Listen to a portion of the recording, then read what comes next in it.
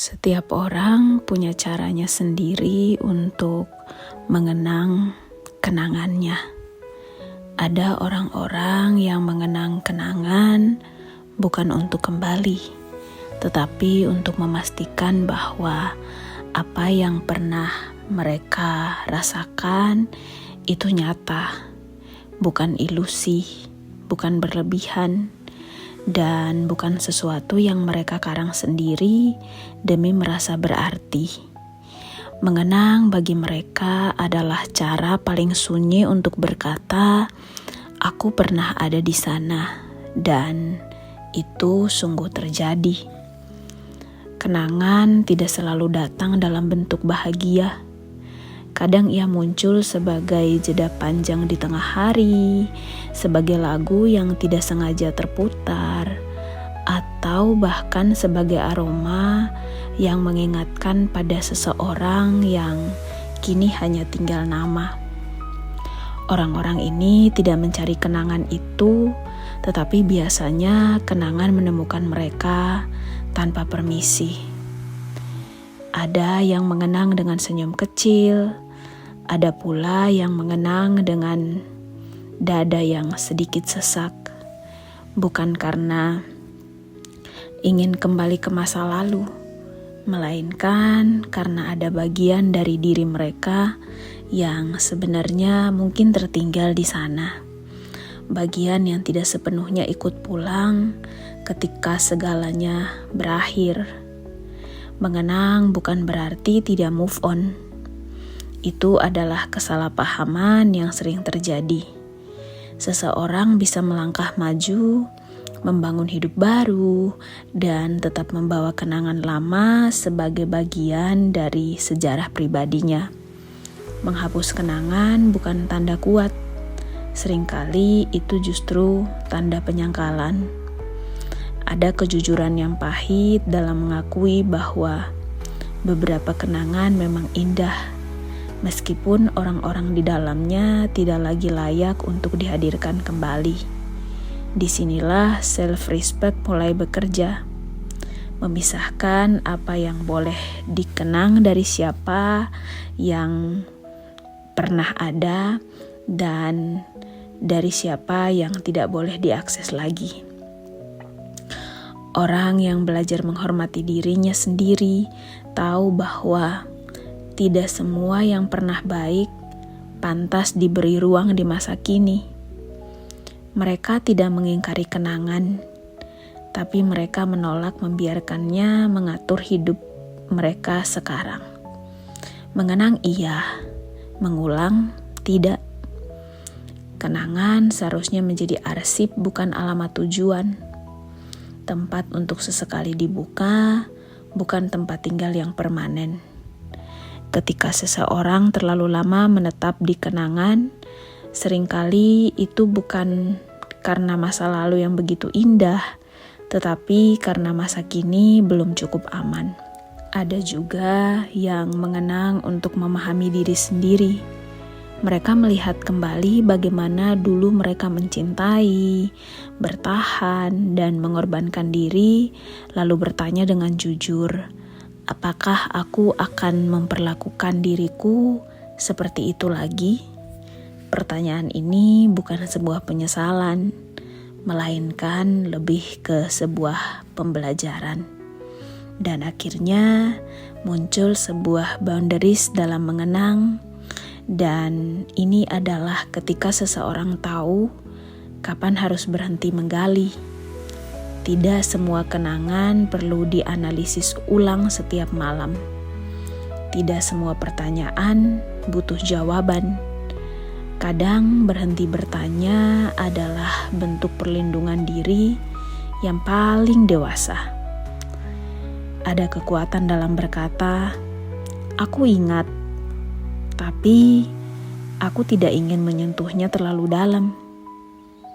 Itu bukan bentuk lari, tapi itu adalah bentuk kendali. Kendali atas emosi sendiri, atas luka sendiri, dan atas arah hidup sendiri.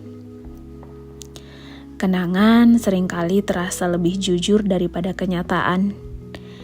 karena ia tidak lagi diwarnai ekspektasi. Namun justru disitulah bahayanya. Kita mudah memuliakan masa lalu dan melupakan alasan mengapa ia berakhir. Self-respect mengingatkan kita untuk melihat kenangan secara utuh, bukan hanya bagian yang kita rindukan. Orang yang sehat secara emosional tidak memusuhi kenangan. Justru mereka mengizinkannya lewat, lalu membiarkannya pergi. Mereka tidak memaksa lupa, tapi juga tidak memeluk terlalu erat. Ada kalanya, mengenang adalah bentuk berduka yang tertunda. Bukan hanya berduka atas seseorang, tapi atas versi diri yang dulu lebih polos, lebih berharap, dan belum tahu cara melindungi diri. Mengakui ini adalah bagian dari proses dewasa.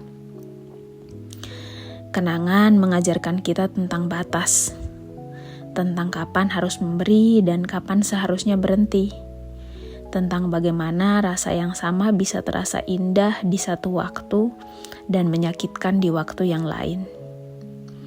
Mengenang dengan boundaries berarti tidak membuka kembali komunikasi yang sudah jelas melukai, tidak mencari kabar yang hanya akan mengganggu ketenangan, tidak membiarkan rasa nostalgia mengalahkan logika yang sudah susah payah dibangun. Ada ketenangan baru ketika seseorang bisa berkata, "Aku bersyukur pernah mengalami itu, tapi aku juga bersyukur tidak berada di sana lagi." Kalimat ini hanya bisa lahir dari orang-orang yang punya self-respect yang matang. Kenangan tidak meminta kita untuk kembali, hanya untuk diakui. Setelah itu, tugas kita adalah hidup.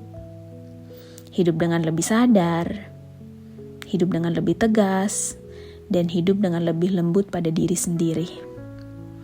Karena pada akhirnya, cara seseorang mengenang kenangan mencerminkan bagaimana ia memperlakukan dirinya sendiri. Apakah ia terjebak, ataukah dia belajar?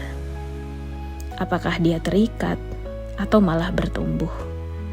Dan mungkin mengenang yang paling sehat adalah ketika kenangan tidak lagi melukai, tidak lagi menarik, dan tidak lagi menguasai.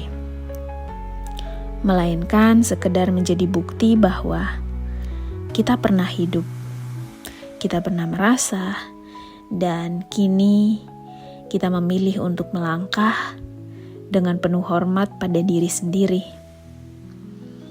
Ada fase di mana seseorang akhirnya sadar bahwa tidak semua kenangan perlu diberi makna baru. Beberapa cukup dibiarkan apa adanya. Tidak diperindah, tidak dibenarkan, apalagi disangkal. Mereka berhenti berusaha memahami segalanya karena menyadari bahwa tidak semua hal harus masuk akal agar bisa diterima. Dan biasanya di titik ini, mengenang berubah dari aktivitas emosional menjadi keputusan yang secara sadar kita ambil. Seseorang memilih kapan membuka ingatan dan kapan menutupnya kembali, tanpa ada rasa bersalah di sana. Ini bukan karena hatinya mengeras, tetapi karena ia belajar bahwa dirinya berhak atas ketenangan. Self-respect juga terlihat ketika seseorang berhenti menggunakan kenangan sebagai alasan untuk bertahan pada sesuatu yang jelas tidak sehat. Ia tidak lagi berkata, "Tapi dulu," seolah untuk membenarkan perlakuan yang melukai di masa kini. Masa lalu tidak lagi diberi kuasa atas batasan hari ini. Ada kedewasaan yang tenang ketika seseorang mampu berkata, "Aku menghargai apa yang pernah ada, tapi aku lebih menghargai diriku sekarang." Kalimat ini bukan bentuk pengkhianatan terhadap kenangan, melainkan bentuk kesetiaan terhadap diri sendiri. Dan boundaries dalam mengenang juga berarti tidak memaksa diri untuk tetap merasa. Tidak semua kenangan harus terus dirasakan ulang kok.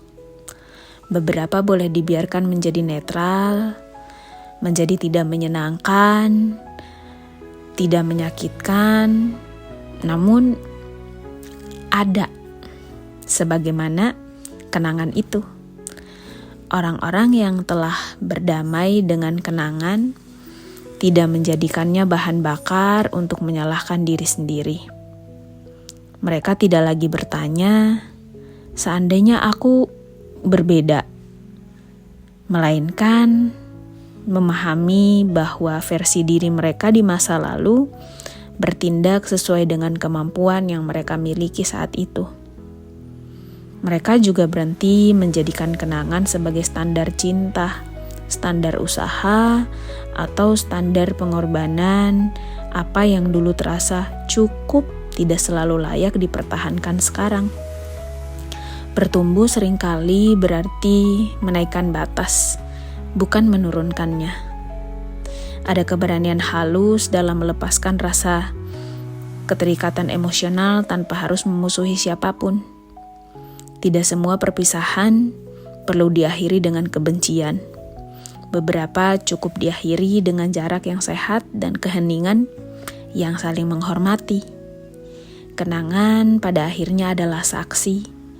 Ia tidak memerintah, ia tidak menuntut, dan juga tidak memaksa. Ia hanya mengingatkan bahwa kita pernah menjadi seseorang yang sedang belajar tentang cinta, belajar tentang kehilangan, dan belajar tentang cara untuk menjaga diri kita sendiri. Dan ketika seseorang bisa mengenang tanpa terseret, mengingat tanpa ingin kembali, serta menghargai masa lalu tanpa mengorbankan masa kini, disitulah self-respect dan boundaries bertemu dengan damai. Bukan sebagai benteng yang dingin, tapi sebagai rumah yang aman bagi diri sendiri. Ada titik di mana seseorang akhirnya berhenti merasa harus menjelaskan kenangannya kepada siapapun. Ia tidak lagi merasa perlu membenarkan mengapa sesuatu pernah berarti atau mengapa sesuatu kini tidak lagi memiliki tempat di dalam dirinya. Penjelasan tidak selalu membawa kelegaan. Kadang justru memperpanjang ikatan yang seharusnya sudah dilepas. Dan biasanya di fase ini, seseorang mulai memisahkan antara menghargai pengalaman dan mempertahankan hubungan. Ia memahami bahwa pengalaman bisa disimpan, tetapi akses tidak harus dibuka kembali. Ini adalah bentuk boundaries yang paling sunyi, karena dilakukan tanpa deklarasi, tanpa adanya drama, dan tanpa kebutuhan untuk dimengerti orang lain. Ada ketenangan ketika seseorang tidak lagi mengukur hidupnya dengan apa yang pernah ia miliki. Ia jadi berhenti membandingkan masa kini dengan potongan-potongan masa lalu yang telah diseleksi oleh nostalgia. Ia melihat hidup apa adanya, tanpa filter kenangan yang hanya menampilkan bagian indahnya saja. Dan akhirnya, mengenang dengan sehat juga berarti mengizinkan kenangan berubah tempat seiring waktu. Sesuatu yang dulu terasa sangat penting bagi kita, bisa saja kini hanya menjadi catatan kecil dalam perjalanan panjang. Perubahan ini bukan pengkhianatan terhadap masa lalu, melainkan ini adalah bukti bahwa seseorang terus bergerak. Ada kesadaran yang pelan tapi kuat bahwa kedamaian tidak datang dari mengingat lebih banyak, melainkan dari memilih apa yang tidak lagi perlu diingat terlalu sering. Dan di sanalah self-respect hidup di keputusan-keputusan kecil ini. Keputusan untuk tidak membuka kembali luka yang sudah lama kita tutup, hanya demi memastikan ia benar-benar sembuh. Dan boundaries juga berarti tidak membiarkan orang lain menggunakan kenangan sebagai pintu masuk ke kehidupan kita lagi di sekarang ini. Tidak semua yang pernah dekat berhak kembali hanya karena mereka bagian dari masa lalu. Kedekatan di waktu tertentu tidak otomatis menjadi izin seumur hidup. Aksesnya mulai terbatas, bahkan sangat terbatas. Dan di titik tertentu, seseorang akan berhenti merasa bersalah karena tidak lagi merindukan dengan cara yang sama. Ia menerima bahwa rasa bisa berubah, dan perubahan itu bukan tanda hati yang dingin, tetapi tanda hati yang belajar menjaga dirinya. Ada kejujuran yang membebaskan dalam mengakui bahwa beberapa kenangan memang lebih baik disimpan di jarak aman. Bukan untuk dilupakan, tetapi untuk tidak disentuh terlalu sering.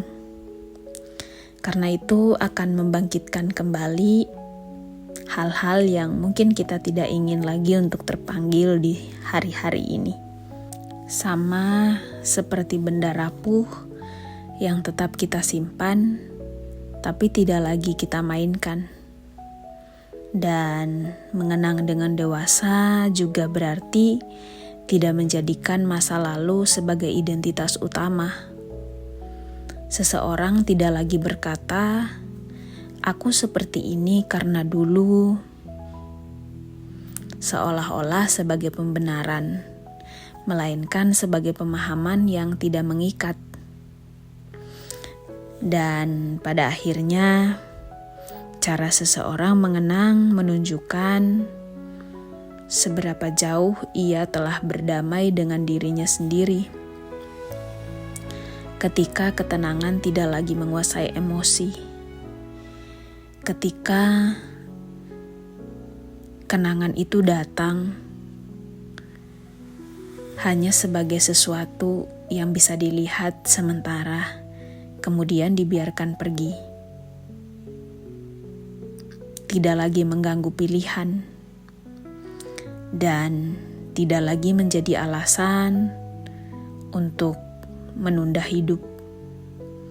Disitulah kedewasaan emosional benar-benar hadir. Dan mungkin bentuk mengenang yang paling penuh hormat adalah ketika kita bisa berkata dalam hati, "Terima kasih sudah pernah terjadi. Terima kasih sudah mengajarkanku. Dan terima kasih karena kini aku jadi lebih cukup menghormati diriku sendiri untuk tidak tinggal di sana lagi." Dan aku menutup akses itu untuk tidak lagi bisa diakses.